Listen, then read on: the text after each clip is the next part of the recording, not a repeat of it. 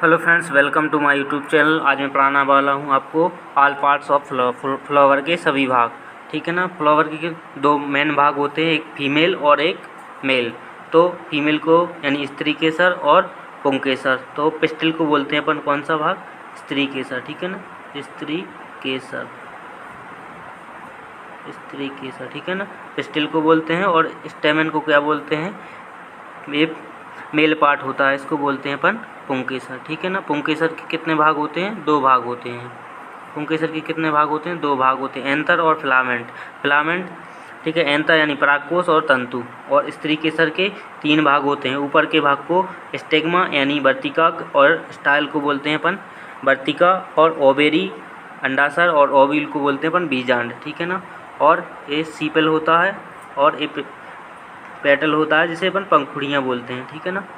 तो फूल के इतने भाग होते हैं। और फ्लावर में क्या होता है? पॉलिनेशन होता है।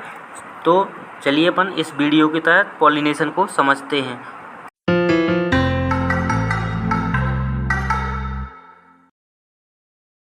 अब हम जानते हैं कि पॉलिनेशन क्या है और ये कैसे घटित होता है। ये एक ऐसी प्रक्रिया है जिसमें पोलन ग्रेन्स को एक ही फूल या दूसरे फूल के आंतर से स्टिग्मा में भेजा जाता है। चलिए देखते हैं कि पॉलिनेशन के सफल होने के बाद क्या होता है। अगर पॉलिनेशन सफल हो जाता है तो मेल गैमीट फीमेल गैमीट के साथ जुड़ जाता है, जिससे एम्ब्रियो बनता है। जरा रुकिए, हम जानते हैं कि इस प्रक्रिया का एक विशेष नाम है, और वो क्या है?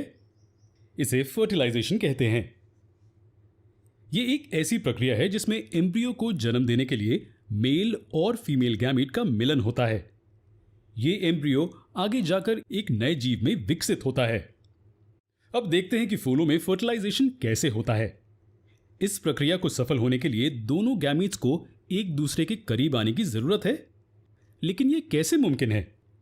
फूल के स्टिग्मा पर जमा हुए पोलन ग्रेन्स से मेल गैमीट्स एक ट्यूब के जरिए ओवरी की ओर यात्रा करते हैं। इस ट्यूब को पोलन ट्यूब कहते हैं। आपको क्या लगता है कि पोलन ट्यूब कहां से यात्रा करता है? ये पूरे स्टाइल के जरिए यात्रा करते हुए ओवरी तक पहुंचता है। यहां मेल गैमीट फीमेल गैमीट के साथ फ्यूज होकर एक सिंगल सेल संरचना को बनाता है। अब सिंगल सेल संरचना का मतलब क्या है? इसका मतलब है कि दोनों के फ्यूजन से एक सिंगल यूनिट बनेगी, जिसे जाइगोट कहते हैं, जो आगे चलकर एक जीव में विकसित होता है।